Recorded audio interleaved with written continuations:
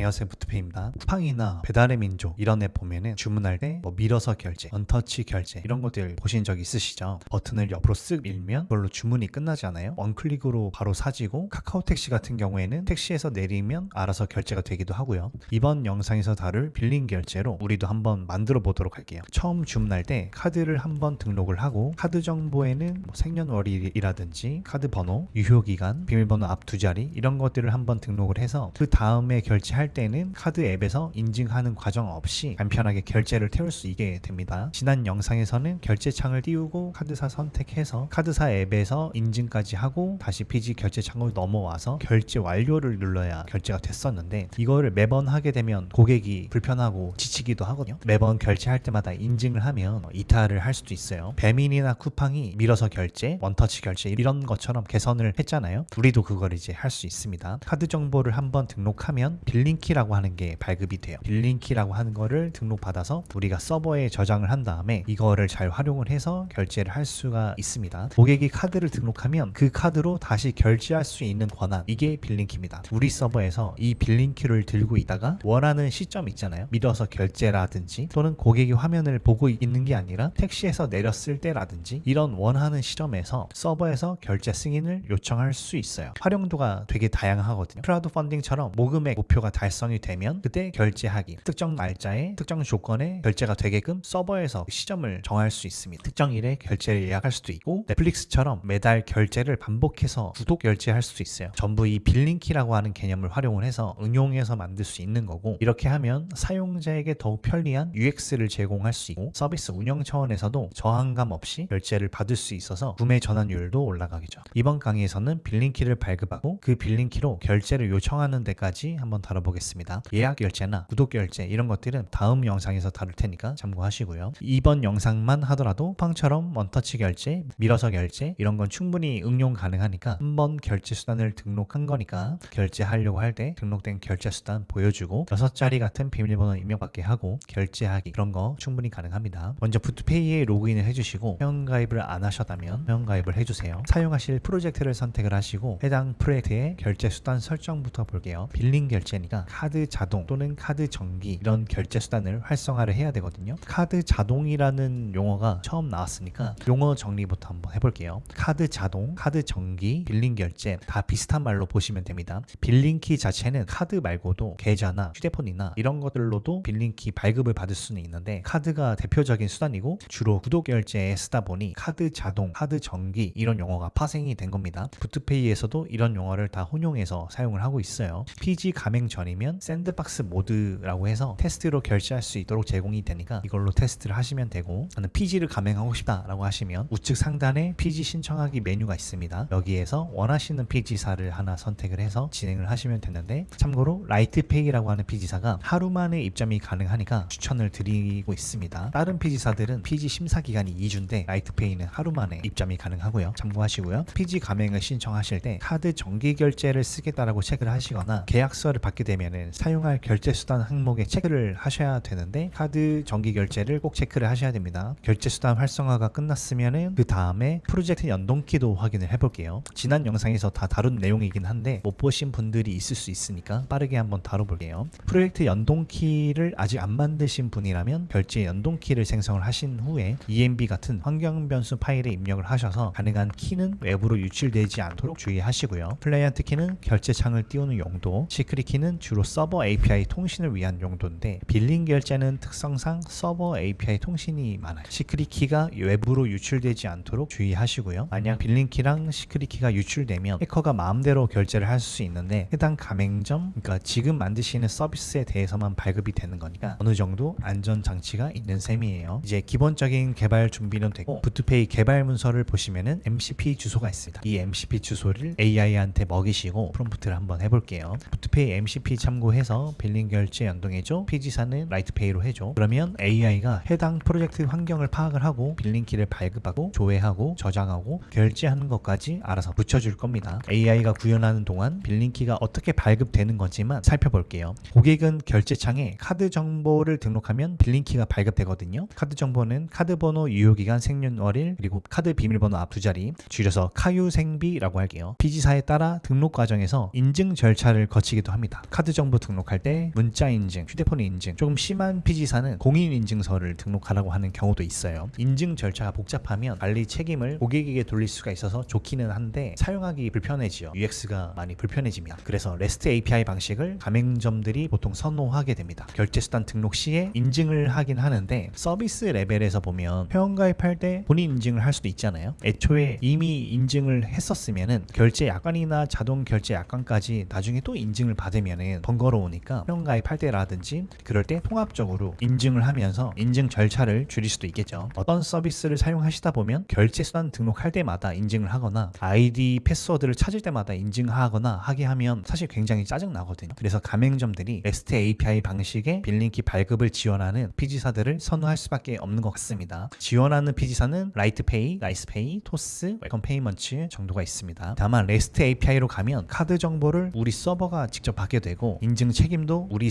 우리가 책임을 져야 되거든요. 챙길 게 좀 있다라고 하는 점 알아두시고 지금은 피지 결제창 방식으로 한번 붙여볼게요. REST API 말고 피지 결제창이 떠서 카드 정보 넘기는 방식. 우리가 바이브 코딩을 하긴 하지만 이번에 코드로 한번 볼게요. 부담 가지실 필요 없고 오히려 코드를 보는 게 이해하시는데 도움이 될 겁니다. 부드페이 리퀘스트 서브스크립션이라고 하는 함수가 있거든요. 이런 식으로 생겼어요. 여기에 피지 값을 다른 파라미터로 넘기면 나이스페이나 라이트페이나 토스 이런 식으로 넘기면 해당 피지사의 결제창이 뜰 거고 프로젝트 결제 설정 메뉴에서 피지사들별로 결제 수단을 활성화를 했었거든요. 활성화된 피지사만 사용할 수가 있습니다. 그래서 관리자에서 먼저 설정을 하신 다음에 코드 레벨에서 수정을 하시면 되는 거고 메소드는 현재는 카드 자동, 주문 이름은 이런 식으로 정기결제 등록 이런 식으로 아무런 글자를 넘기시면 되고요. 프라이스는 0으로 두면은 빌링키만 발급하고 끝냅니다. 0보다 크면은 발급을 하면서 그 금액으로 첫 번째 바로 결제를 해요. 지금은 발급만 볼 거니까 0으로 한번 더 볼게요. 그 다음에 엑스트라에서 서브스크라이브 테스트 페이먼트라고 하는 게 있는데 이거를 true로 하기를 권장드립니다. true로 하면 100원을 실제로 결제를 해보고 나서 자동으로 취소를 하거든요. 카드가 살아있는 카드인지 등록 시점에서 이렇게 판단을 할 수가 있어요. 우리가 카드가 유효한지 아닌지 검사하는 방법 중에 카드 인증 이런 것들이 있는데 이런 거를 사용하게 되면 건당 50원의 비용이 나오고 되게 또 사용자가 별도로 인증하고 이런 것들이 되게 복잡하거든요. 이 방법보다 그냥 해당 카드로 결제를 태워보면 알아요. 그래서 100원 결제처럼 카드 등록하는 시점에 소액으로 결제를 한번 태워보고 취소하는 방법이 자주 애용됩니다. 서브스크라이브 테스트 페이먼트를 true로 넘기면 100원 결제 후 취소하는 거니까 100원을 취소하는 거죠. 참고하시고요. 이제 카드 등록이 다 되었다라고 가정을 하면 프론트가 받는 거는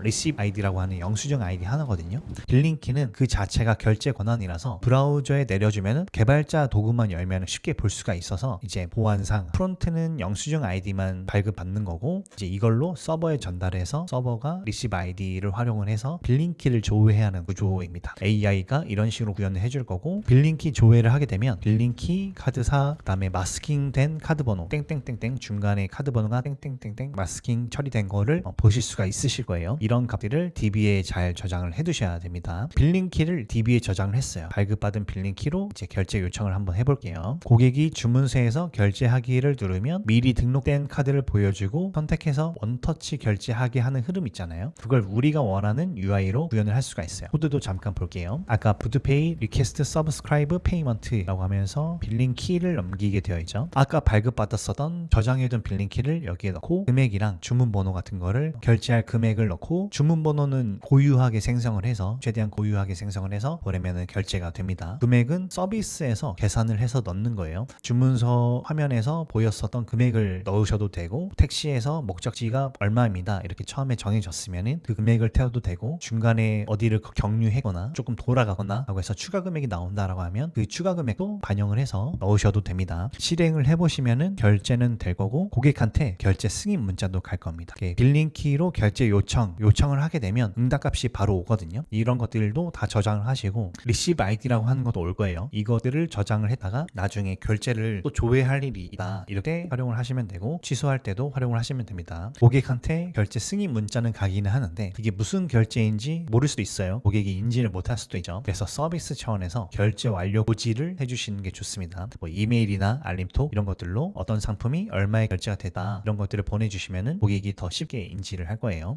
여기까지가 빌링키를 활용한 간편 결제를 구현을 해본 거고요. 이 빌링키만 있으면 언제 얼마를 결제할지 서비스가 정할 수 있습니다. 우리가 정할 수 있는 거예요. 물론 사용자가 카드 등록 시 자동 결제 야관 같은 곳에서 충분히 고지가 되어야지만 하는 건데, 일단 기술적으로 우리가 정할 수 있다라고 하는 점, 택시에서 내릴 때 결제할 수도 있는 거고, 쿠팡 같은 데에서 원터치 또는 밀어서 결제할 때 그 시점에 결제할 수도 있는 거고요. 그리고 빌링키를 활용을 하면은 미래 시간에 서버에서 스케줄러 같은 걸 통해서 크론이라든지 이런 것들을 활용해서 결제를 예약하는 개념도 구현이 가능하고, 반복해서 결제하는 구독 결제 같은 것도 구현이 가능합니다. 예약 결제랑 구독 결제는 챙겨야 될 개념들이 좀 있다 보니까 다음 영상에서 다뤄보겠습니다. 빌링키 자체에 대해서 조금 더 몇 가지 더 살펴볼게요. 빌링키는 등록한 카드마다 하나씩 발급이 되는 거예요. 한 사람이 카드를 만약에 2장을 등록해다 2번 결제창에서 등록을 하는 거죠. 그럴 경우에 빌링키도 각각 하나씩 2번 발급이 되는 겁니다. 결제할 때 어느 빌링키를 쓸지는 우리가 고르는 거고요. 서비스가 고르면 되는 거고, 그래서 결제 수단을 여러 개 등록받는 서비스라면 어떤 게 기본 결제 수단인지 DB에 표시해두는 개념도 필요할 수 있습니다. 그리고 새 카드를 등록했다라고 해서 예전에 빌링키, 예전에 등록했었던 결제 수단이 없어지거나 그런 건 아니거든요. 예전에 빌링키는 그대로 살아있어서 그걸로 결제를 태우시면 실제로 결제가 되는 거예요. 정말 못쓰게 하시려면 빌링키 삭제 API를 호출을 하셔야 됩니다. 만료일 얘기도 잠깐 할게요. 빌링키를 발급받을 때 만료일 정보도 같이 오게 되거든요. 예전에는 이 만료일이 카드 유효기간이랑 상당히 비슷했어요. 정말 똑같거나 상당히 비슷했는데, 만료일로 카드 유효기간을 유추할 수 있기 때문에 이제는 카드사에서 조금 두리뭉실하게 줍니다. 그래서 보통은 카드 유효기간을 넘지 않는 수준에서 내려오게 되니까 이 개념 참고하시면 될 것 같고, 빌링키 만료일이 넘어가게 되면 해당 빌링키로 결제할 수는 없어요. 만료일 연장의 개념이 있냐라고 했을 때 그런 개념은 없고, 새로 결제 수단을 등록을 해야 됩니다. 새로 고객이 카드 정보를 다시 등록하는 과정을 통해서 빌링키를 발급받아야 되는 거예요. 이제 카드를 바꾸거나 뭐 결제 수단을 지우거나 이런 이야기를 좀 해볼게요. 뭐 배민이나 쿠팡 이런 서비스 보시면은 결제 수단 관리 메뉴가 있거든요. 거기서 카드를 변경하거나 지울 수 있거나 이런 개념이 있습니다. 먼저 카드 변경부터 이야기를 해볼게요. 고객이 새 카드를 등록하면은 빌링키가 새로 나오죠. 그러면 결제에 쓸 빌링키를 이걸로 바꾸면 되고, 메인 카드가 이거다 이런 걸로도 할 수도 있는 거고, 아니면 서비스 정책상 그냥 기존 메인 카드를 유지해도 되는 거고, 이런 것들은 서비스 정책이니까 정하시면 될 것 같고, 만약에 우리 서비스에서 결제 수단을 뭐 하나만 다루겠다라고 하면 새로운 카드가 등록이 되면 이전 빌링키는 삭제를 하는 게 맞겠죠. 그리고 고객이 카드를 분실하거나 이용 정지 상태가 되거나 뭐 잔액이 없을 경우에도 빌링키 자체는 그냥 유효하거든요. 그 빌링키로 결제를 시도할 수는 있어요. 그 빌링키로 결제를 요청할 수 있는데 응답 결과가 결제가 승인이 안 날 수는 있거든요. 어쨌든 이런 빌링키는 약간 좀비 상태 같은 유효하지 않지만 살아있는 이런 빌링키니까, 이런 것들도 결제가 실패했을 때 어떻게 처리할 것인지 이런 것들을 서비스 정책적으로 한번 고민을 하신 다음에 구현을 해 가시기를 권장드립니다. 빌링키 API는 빌링키 등록, 빌링키 삭제, 빌링키로 결제 요청 이렇게 몇 가지만 제공이 되니까 서비스 레벨에서 정책적으로 정하시면 될 것 같고요. 푸드페이 MCP에서 이런 개념들이랑 이런 API들이 잘 제공이 되니까 뭐 AI한테 카드 변경이랑 결제 수단 삭제를 만들어줘 이렇게 프롬프트를 하시면은 AI가 푸드페이 MCP 문서를 잘 참고해서 구현을 할 겁니다. 그다음에 카드 등록 창 자체도 직접 만드실 수가 있으세요. 아까 REST API 잠깐 얘기를 했었는데, 카드 등록 창, PG 결제 창에서 카드 정보를 등록하는 방식 말고 우리 서비스 아이덴티티, 우리 서비스 브랜드 디자인에 맞게끔 이런 것들을 직접 구현하고 싶으시다면 REST API 방식의 카드 자동 결제 모듈을 지원하는 PG사를 선택해서 사용을 하시면 됩니다. 라이트페이, 나이스페이, 웰컴 페이먼츠, 토스 페이먼츠 이런 곳에서 지원을 하고요. PG 결제 창이랑 우리가 직접 구현하는 결제 창이 이제 뭐가 다르냐라고 했었을 때, PG 결제 창은 본인 인증도 PG사가 해주고, 카요 생비라고 하는 정보도 우리 서버를 통해서 가는 게 아니라 PG의 결제 창에서 수집을 해서 진행을 하는 건데, 커스텀 방식, 우리가 구현하는 방식은 마음대로 만들 수 있는 대신에 본인 인증 책임이 우리한테 넘어오는 거고, 카요 생비 이런 정보도 우리한테 노출이 되는 거예요. 근데 카요 생비라고 하는 정보를 저장하면 여점 위반이거든요. 이거는 절대로 저장을 하면 안 되는 거고, 빌링키를 발급하게 되면 응답값으로 빌링키랑 마스킹된 카드 정보, 카드사 이런 것들은 응답으로 오거든요. 이런 것들은 저장을 하시면 됩니다. 빌링키를 저장을 하시면 되는 거예요. 그래서 서버 로그나 뭐 에러 수집 도구에도 이런 것들이 남으면 안 된다라고 하는 점 참고하시고요. 바이브 코딩할 때 이런 게 위험한 거죠. AI가 디버깅을 한다라고 했는데 요청 바디 로그에 통째로 로그를 찍어두거나 하면, 또는 DB에 저장해버리면 안 되니까 카요 생비 이런 거는 절대로 저장을 하면 안 된다. 이렇게 프롬프트를 꼭 하셔야 됩니다. 이제 고객이 카드를 한 번만 등록하면 그 다음부터는 결제창 없이 결제를 할 수가 있어요. 우리 서버가 저장해둔 빌링키로 결제를 요청할 수 있는 거고, 고객 입장에서는 버튼 한 번 클릭하면은 서버가 그때 인지를 해서 결제를 요청, 이런 식으로 조금 더 간편하게 결제를 할 수가 있습니다. 처음에 쿠팡이 원터치, 밀어서 결제 이런 것들을 서비스 레벨에서 우리도 쉽게 만들 수가 있는 거예요. 주의하셔야 될 거는 카요 생비 이런 이런 카드 정보는 DB나 로그에 절대로 남으면 안 된다라고 하는 거. 남으면은 법을 위반한 거예요. 이거는 여전법 위반인 겁니다. 그리고 빌링키는 활용하는 것에 따라서 결제를 예약할 수도 있고 주기적으로 반복하게 해서 구독 결제처럼 활용을 할 수도 있다. 그리고 우리가 원하는 시점에 우리가 원하는 금액으로 결제를 요청할 수 있어서 상당히 서비스를 조금 자유롭게 구현할 수 있다고 하는 점 알아두시면 될 것 같습니다. 다음 영상에서는 예약 결제 또는 구독 결제를 다뤄보도록 할게요.